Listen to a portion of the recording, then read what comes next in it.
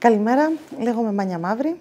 Είμαι καθηγήτρια στο Τμήμα Διοίκησης Επιχειρήσεων τα τελευταία 18 χρόνια και σήμερα θέλω να πω λίγο την προσωπική μου εμπειρία για το τμήμα. Λοιπόν, το τμήμα το συγκεκριμένο είναι ένας πολύ ζωντανός οργανισμός. Στα χρόνια που είμαι εδώ πέρα, στα 17 χρόνια, έχουν έρθει πολλοί συνάδελφοι, έχουν αλλάξει πολλοί συνάδελφοι. Το πιο σημαντικό όμως είναι ότι το τμήμα κάθε φορά μπορεί να αναπροσαρμόζεται και να διαβάζει το τι συμβαίνει. Θα πω λοιπόν κάτι το οποίο συνέβη κατά τη διάρκεια αυτών των χρόνων και έχει να κάνει με το πώς αντιμετωπίσαμε την πανδημία κατά τη διάρκεια του COVID.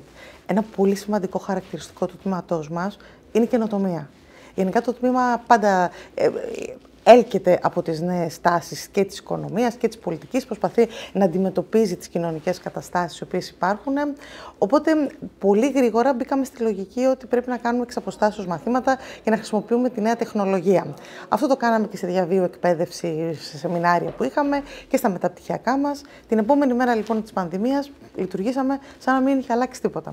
Είναι πολύ μεγάλη χαρά όταν διάβασα ότι το Πανεπιστήμιο Αιγαίου λειτουργεί κανονικά μέσα στην πανδημία. Αυτό μας έδωσε τη δυνατότητα όμως να κάνουμε και άλλα πράγματα.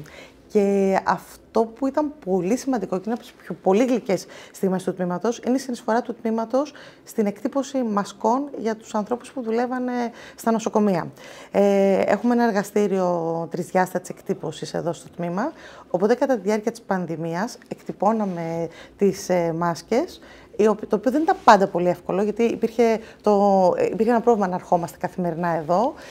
Βάλαμε κάμερες λοιπόν μέσα στο εργαστήριο, προκειμένου να μπορούμε να το βλέπουμε από το σπίτι μας, αν κολλάει ο εκτυπωτής ή δεν κολλάει, αν πρέπει να έρθουμε για να μπορέσουμε να το αλλάξουμε.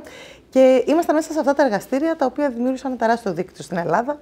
Στέλναμε τις μάσκες, μας στέλνανε ευχαριστήρια όλοι αυτοί από τα νοσοκομεία ότι κάτι κάναμε κι εμείς και βοηθούσαμε.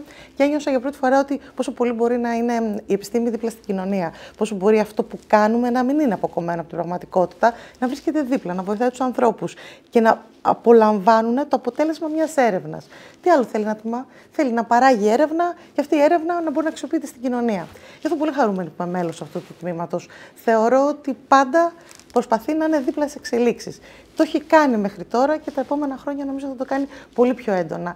Έχει τέτοιο εξωστρεφή χαρακτήρα, αναζητά τόσο πολύ νέες διεθνείς συνεργασίες, ψάχνει πάρα πολύ τι αρέσει στους φοιτητές, τι δεν αρέσει, τι αρέσει στην αγορά, τι δεν αρέσει και προσπαθεί κάθε φορά να το μετουσιώσει σε γνώση και έρευνα.